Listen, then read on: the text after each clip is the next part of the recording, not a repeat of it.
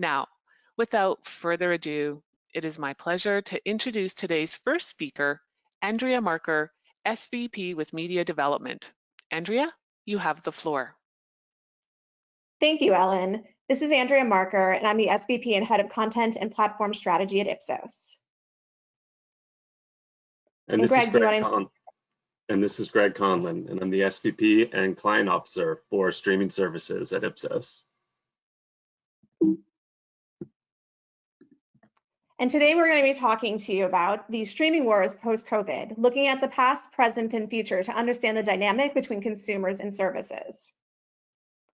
And as part of the discussion today, we're going to be talking a little bit about a study that we've been doing since late last year.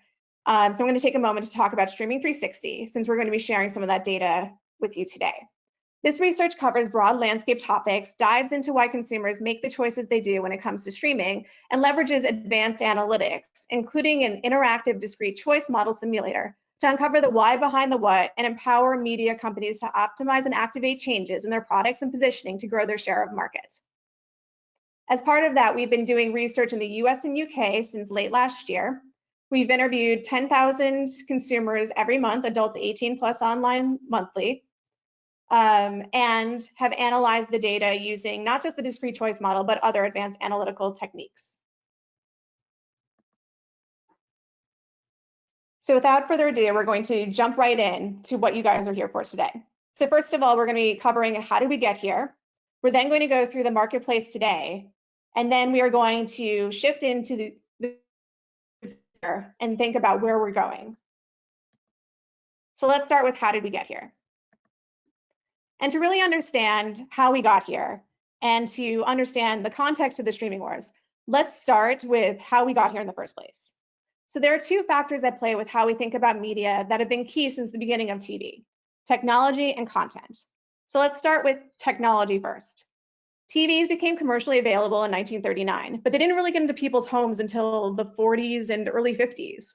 The first VCR came out in 1965, but didn't really become ubiquitous until the 1980s. And HBO actually started in 1972, but you may not have really thought about it as an essential service until the 2000s. Basically, things took a long time on the tech side to get off the ground.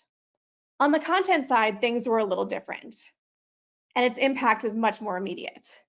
With only a few channels to start, everyone watched the same things, and TV became a regular part of your routine and how you saw the world. Think about it. In 1951, I Love Lucy and Lucille Ball broke barriers by showing a pregnant woman on screen in a time when pregnant teachers were forced into retirement. In 1960, TV changed how people thought about presidential candidates and helped swing an election. In 1964, everyone wanted to be or be with the Beatles at the exact same time. And in 1969, awe entered the living room as the world watched Neil Armstrong on the moon.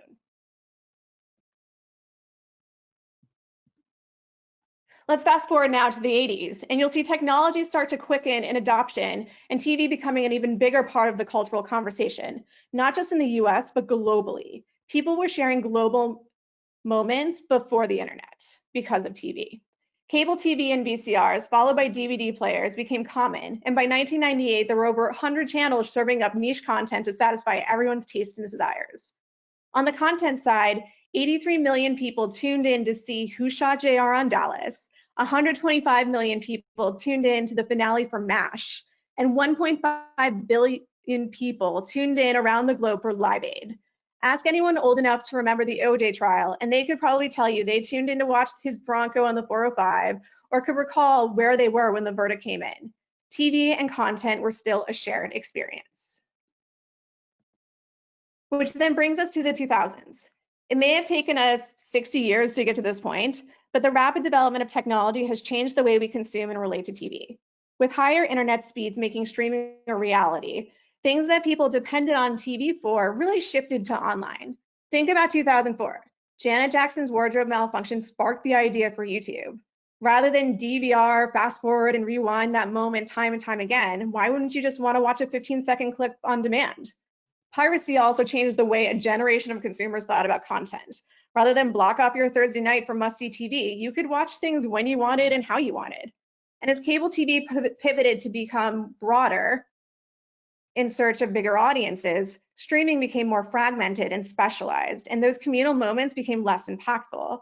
Outside of the Game of Thrones finale, can you really think of any scripted TV moments that had the same impact as like Who Shot JR or the MASH finale in recent years? Ultimately, people have retreated to their own little corners of the internet, populated with shows and algorithm picked just for them. So what does this really mean for streaming in 2020 and especially in a post-COVID world? So let's start with how streaming services started. Netflix had a bunch of old movies that were the kinds that maybe you would check out of the library, but they weren't things that you were necessarily clamoring for. Well, Hulu was focused on last night's TV, but that quickly changed as they got into the originals game. In 2001, there were just 6 streaming originals produced by Netflix and Hulu. By 2018, there were 160 streaming originals that were scripted. Streaming services quadrupled their share of the scripted market when you're comparing it against traditional TV broadcasters, 32% in 2018 over 2017. And that only got bigger in 2019. Just look at Netflix. Netflix released more originals than the entire TV industry in 2005. They released 371 new scripted and unscripted originals, TV shows and movies, which is a 55% increase year over year. That accounts for about 2,800 hours of content, 34 Golden Globe nominations, which was a 2.6x increase year over year. And when you compare them to Prime Video, who's probably their biggest competitor next to Netflix, they released 9 times the number of originals as Prime Video. And Prime Video, in contrast, only had 314 hours of original content.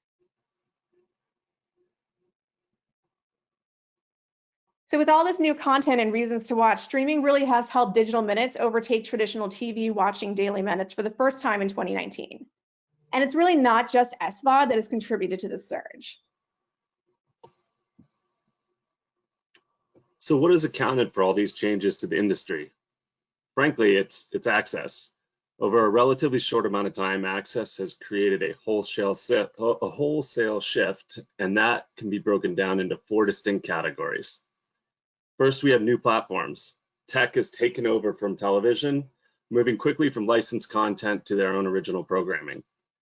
Next, better internet and data plans have allowed these platforms to provide high-quality video. Along with that, new technology allows this video to be consumed on any device. And social media, probably the biggest change, has allowed the definition of content to be expanded. Next slide. Speaking of expanded content, this access has democratized the creation system, leading to social video, podcasts, and esports, or game streaming like Ninja, who's pictured here as the top earner of. Now everyone can be a creator, and some of those creators can be stars without any help outside of a phone. I'm pretty sure that if you ask the kids what they want to be these days, instead of just an athlete or an actor, the majority will choose a YouTuber. So we've covered where we've been. So now let's talk about where we are today in 2020. And before I go to the next slide, I actually want you to write down the number of streaming services that you think there are in the market today. I bet you can only name a couple, but just guess how many there actually are. So there's actually roughly 272 streaming services out there and counting, which is kind of a crazy number. I bet you didn't write down 272. If you were to ask a consumer to name a streaming service, they'd probably just name 3. So Netflix, Amazon, and I do mean Amazon, not Prime Video. People hardly ever remember that it's just called Prime Video these days and not Amazon Prime Video. And then also Hulu. And as cable became broader, streaming became more fragmented. So think back to things like TLC, the Learning Channel. It was originally about learning, or AMC, American Movie Classics, which was about, not necessarily surviving the zombie apocalypse, but more about classic movies that you maybe grew up with.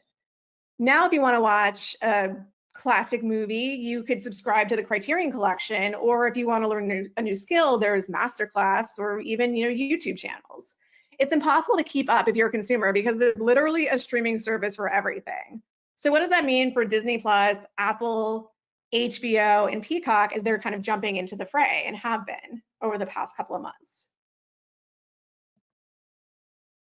And as I'm sure you guys are all aware, Disney really hit the ground running and has over 50 million subscribers already.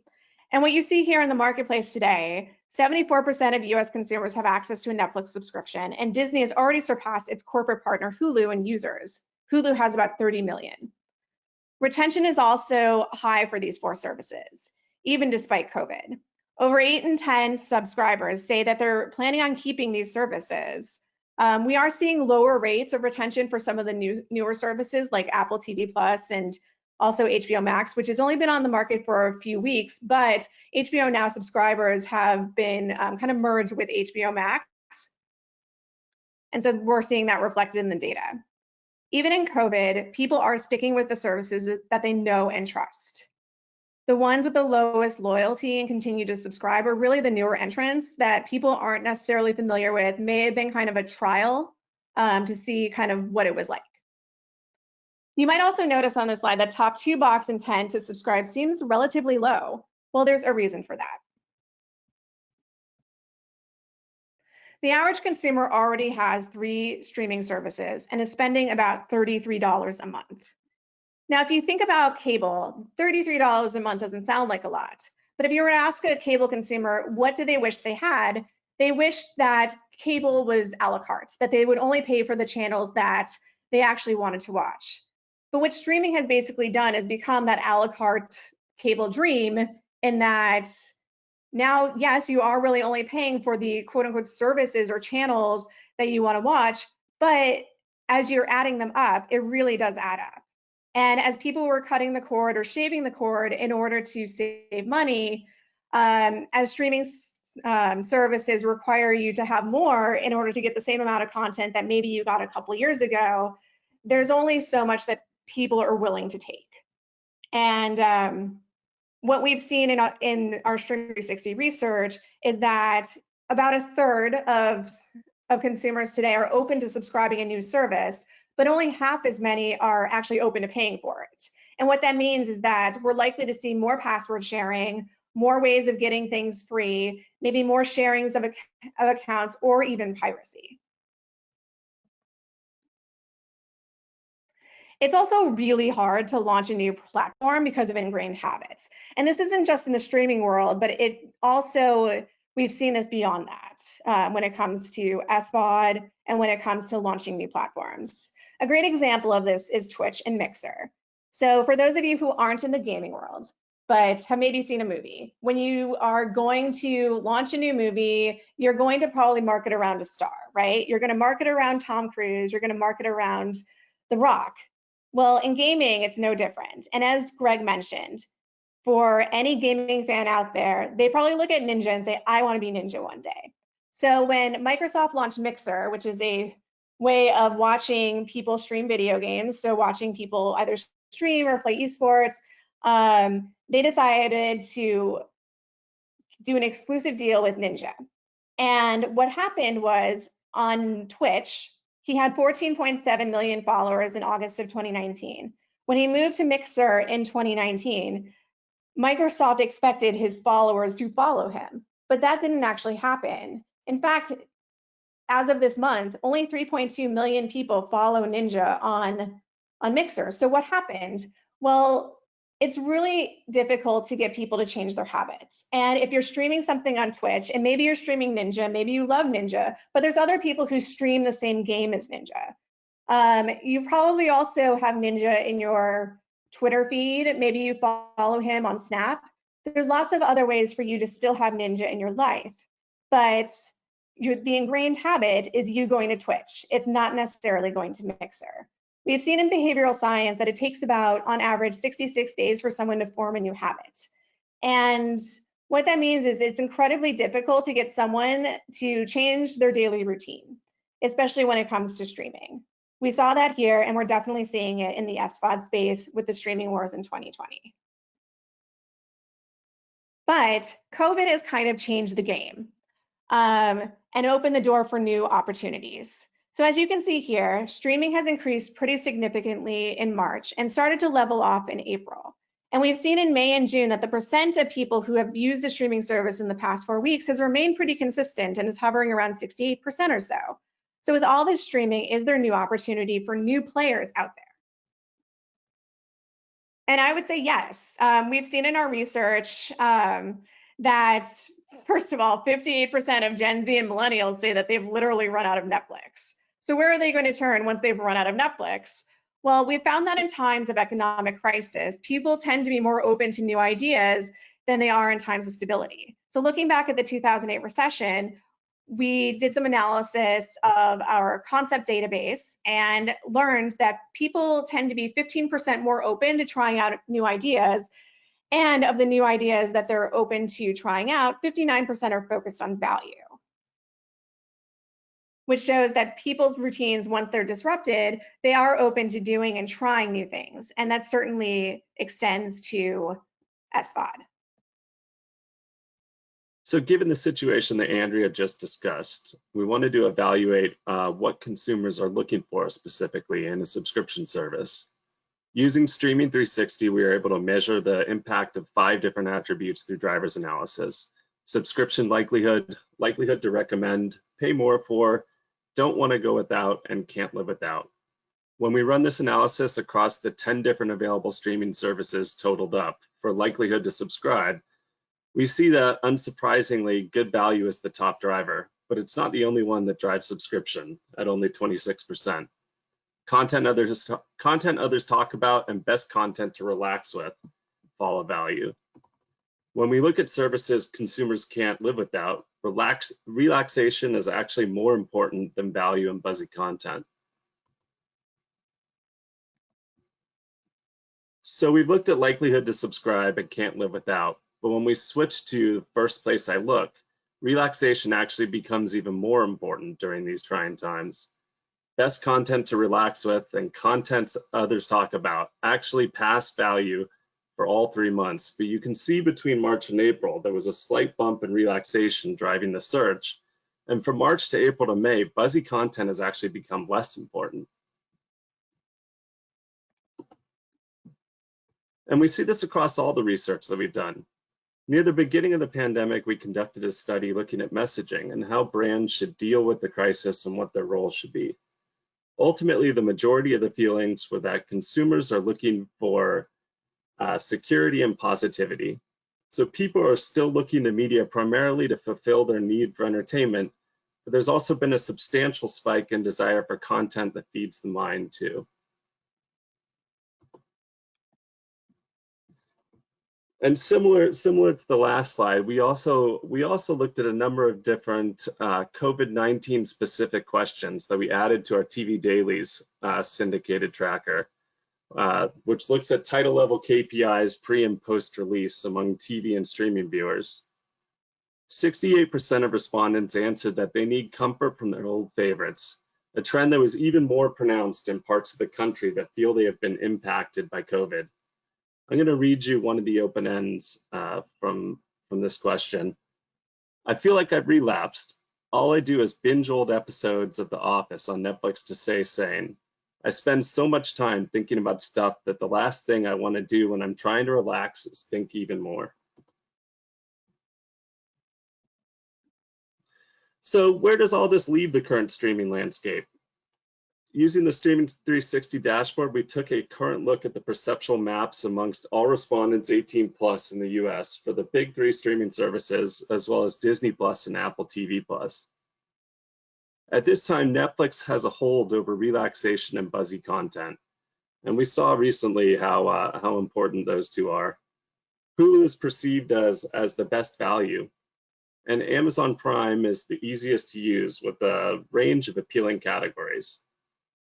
Both Disney Plus and Apple TV still clearly have some time in the marketplace to carve out a position for themselves, but it's interesting to see which attributes and brands they have fallen close to as of right now.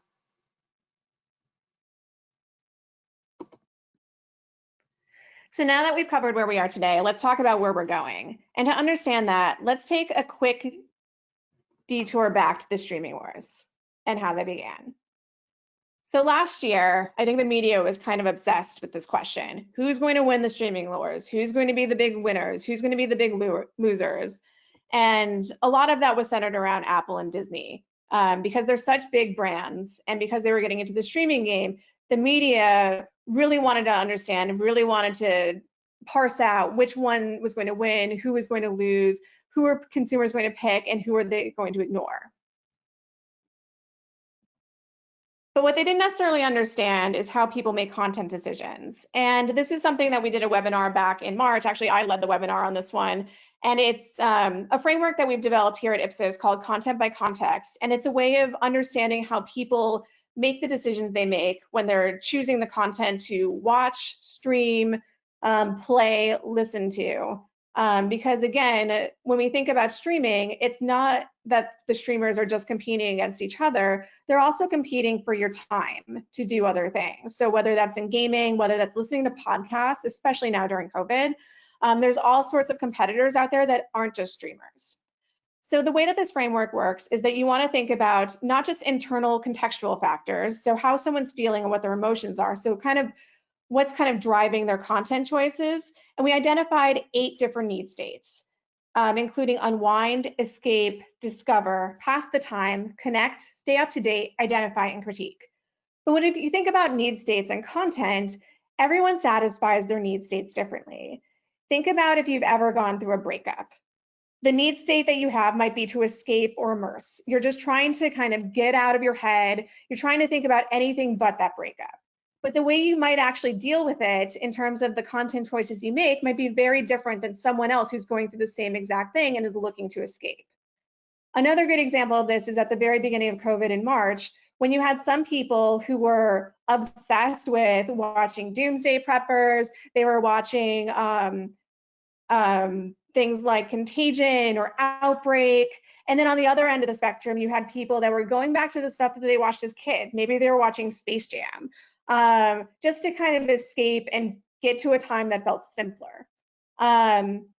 So that's one part of the equation. The other part of the equation for how people make content decisions and ultimately choose which streaming services to watch and the content to watch within is context.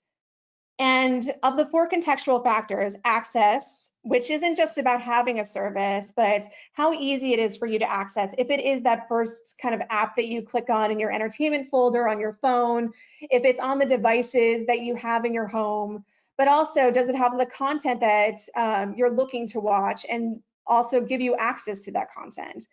The other contextual factors include audience, agenda. So audience isn't just who you're with when you're watching at home, but also who you're socializing with online or in real life. Agenda, so how something fits into your day. And then attractors, how did you hear about something? How did it get on your radar in the first place? And when we think about audience, agenda, and attractors, we like to think of them as social factors because all 3 of them tie into a social component in some way or another. But of all these different factors, access really is the most important, and even more so than those need states because of how diverse the content is that satisfies them. Let's go back to that example that I gave earlier for COVID around Contagion and Outbreak. So if you were someone that at the beginning of COVID saw that everyone else was watching Contagion, maybe you thought, you know what, maybe I should watch it too because this sounds like what we're about to go through. You probably went to Netflix because again, that's the service that most people have.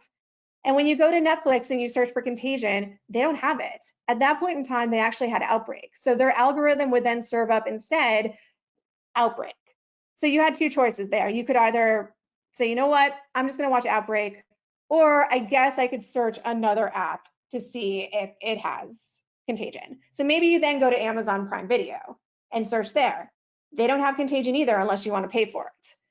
Well, I already paid for this other subscription. Why do I want to pay $3 to watch a movie that came out over 10 years ago? So then you're going to go to the next app. Maybe you go to your Hulu app and it's not there either. So then you have to make a decision. Are you going to pay the money and try and remember what your password is on Prime Video or on the iTunes store in order to pay for it?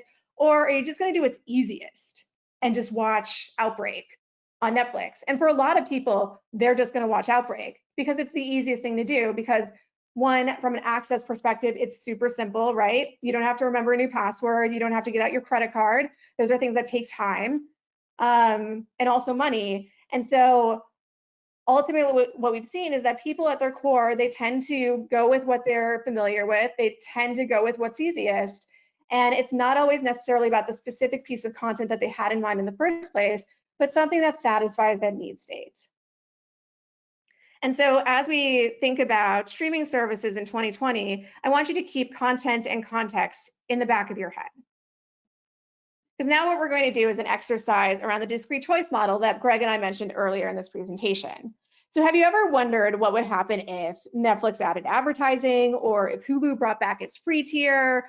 Greg's going to cover a situation that the New York Times reported that HBO Max is considering an ad supported tier as well. So we're going to look at that situation because the streaming 360 discrete choice model can do just that. It allows us to play with different levers and different features within the different services and really understand and game out different situations where the marketplace could change. And as part of this discrete choice model, we tested 7 distinct features that can be categorized as things like brand, pricing. So within pricing, we tested different price points, different promotions, different bundling opportunities, and then also service features, where we tested the number of users that a service could offer, whether the service was ad supported, and if the ads were pre-roll or mid-roll, and then also what kinds of content, everything from having original content to having recent movies to having current television versus library television. So of these different features, which would you guess have the biggest impact on intent to subscribe? Go ahead and write them down. I bet you can guess them.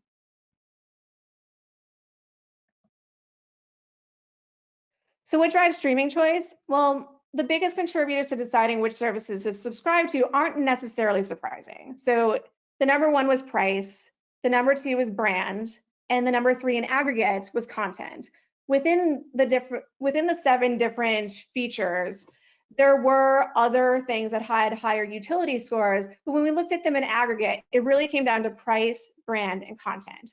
So while this might not be surprising, Greg's going to get into a couple things that actually might be a little surprising to you when you look at the interplay and dynamics between these different features.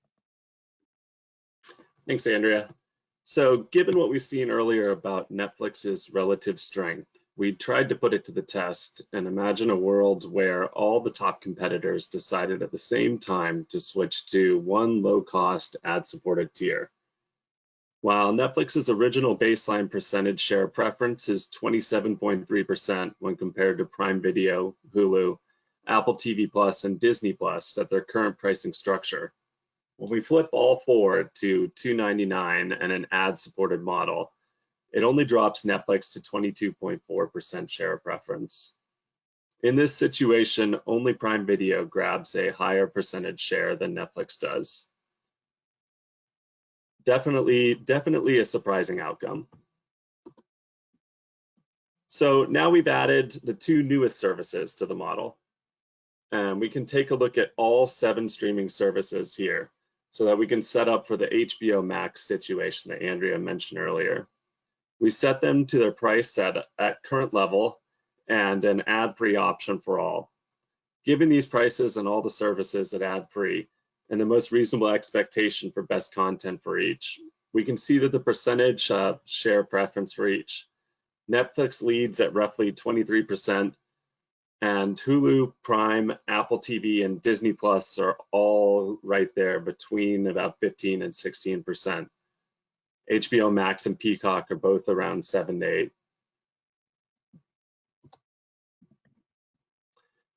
But what happens if we create a new tier for HBO Max as an ad-supported service?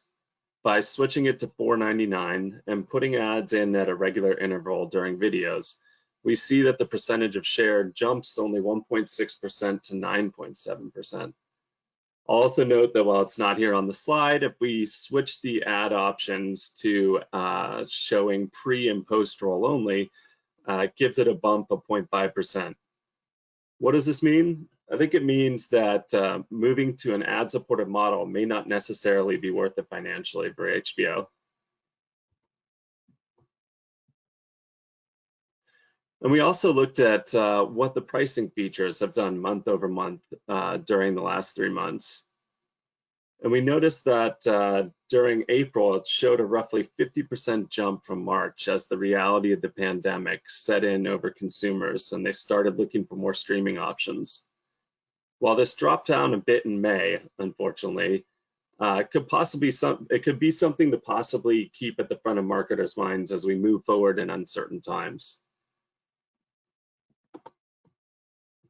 So where do we go from here? Well, it certainly feels like consumers are starting to recalibrate, and the emotional journey is on its way up. We'd certainly like to hope that we're heading along that dotted line that you can see into rebuilding and set the line into the new normal. But like mentioned on the last slide, it's also possible that there will be a more roundabout track towards the end, which we've shown here.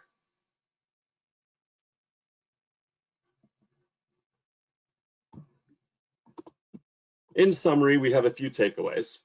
First, the streaming wars. As we've shown, it's not about beating Netflix, but it's about becoming consumers' second or third subscription. As far as new platforms are concerned, they're definitely hard to launch, but COVID has disrupted old habits and consumers are more open to sampling. As far as drivers are concerned, price, brand, and content are the biggest contributing features to subscription, but promotional factors have been key in COVID. And as far as ads are concerned, they're not a deal breaker and can help newer entrants build brand equity among cost-sensitive audiences.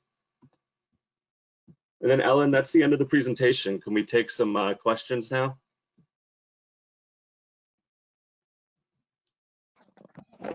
Thank you, Gregory and Andrea. We did receive a number of questions. So for those who haven't posted their question yet, please use the question function in the control panel. And I'll just take a look at questions now. Just give me a moment to open that window. It kind of disappeared on me. Here we go. Okay, who do you think will be the big winner and loser in the streaming wars? Thanks, Ellen. That's an interesting question. I mean, I think if you really think about it, for me, the winner and the loser is kind of one and the same. It's really the consumer. They're the winner in that they have more choice than ever before. There's so many different options out there. I mean, when you talk about 270 streaming services, that's a lot, and that's a lot of choice. And as I was mentioning earlier, like people have talked forever about how they wish cable were a la carte. But what they don't realize is that you're really paying for just a couple channels and getting the rest for free. And what they're kind of seeing in streaming is that, hey, Netflix had all this stuff a few years ago that now I need like 3 or 4 services in order to get the same kind of experience that I had a couple years ago for less money. And while choice is generally good for consumers, as things become more and more exclusive and it's harder to find the shows that they're used to seeing on the streaming services that they've kind of been growing up with as streaming services have developed, I think like ultimately they're going to be the loser as well, because they're going to need more streaming services in order to satisfy the same needs that they had in the first place. And what that's going to end up looking like is cable. Greg, what do you think? Do you agree with that? I think you covered everything there.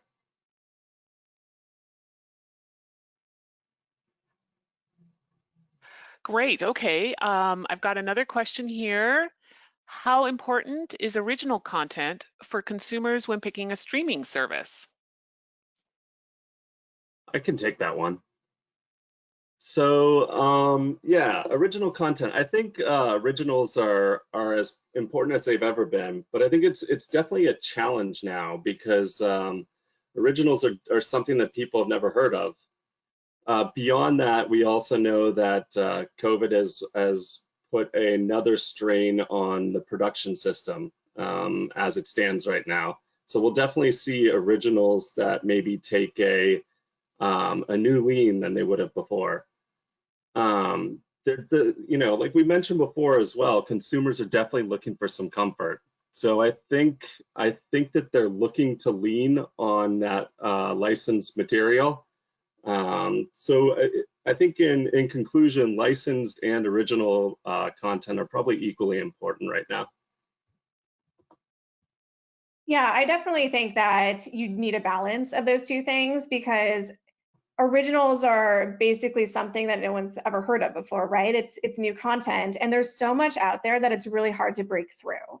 And so much is served up when we talk about technology, so much is served up by the algorithm, and it's done so passively. You may not have ever heard of a show, but that's how people think that Friends is a Netflix original, because they learned about Friends on Netflix.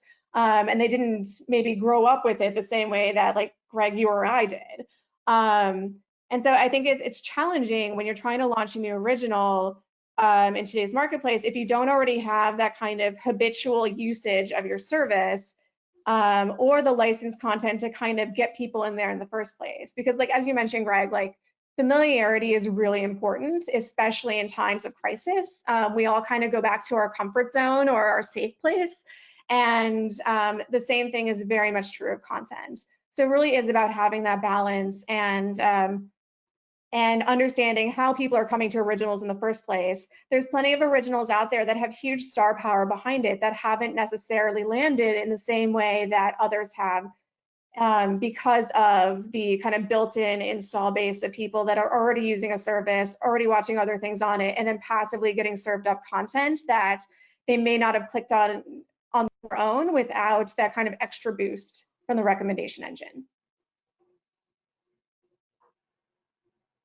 Okay, that was really great. And I'm happy to say there's a number of questions coming in. However, I think we just have time for one more, just so we can end off just a few minutes, maybe early or even on time. So here it goes. Is there a particular genre or type of content that audiences crave, but is a potential gap across the streaming services that we know of, or we have now, sorry? I think I can get this one, Greg, or start off at least. I think Netflix has been really smart in moving to unscripted and kind of rounding out what they had done on scripted with unscripted. One of the challenges when we talk about originals is that originals versus licensed content is that originals, there's probably not a lot of episodes, right? Licensed content, there's a ton of episodes, especially from things that came from the era where you're making 22 to even 26 episodes a season. And if I think about the type of content that millennials love, it is Food Network content. And millennials aren't necessarily on cable, but they still love Food Network. And one thing that Netflix was really smart in doing is creating some of these unscripted shows and creating, nailed it. So if you can't get your Chopped marathon fix in, or your, various baking challenge fixes in, of which it feels like there are so, like, I feel like there's so many episodes of those out there. You can at least get that fix in through Nailed It and British Baking Series and all of those other shows that you're seeing pop up on streaming services today. The other thing that I'll say is what we learned from Content by Context is that it's not about just having one genre of content, because everyone satisfies their need states differently. And what people are ultimately looking for from their streaming services today is a variety of content. So it's not about just like doubling down on one genre anymore. It used to be enough to just have a service for anime or just have a service for British content, but services like Netflix, like Prime Video are doing, and like Hulu are doing a really good job of really diversifying what they have available and providing people with all of their fixes in one place. And there's a lot of power in that aggregation.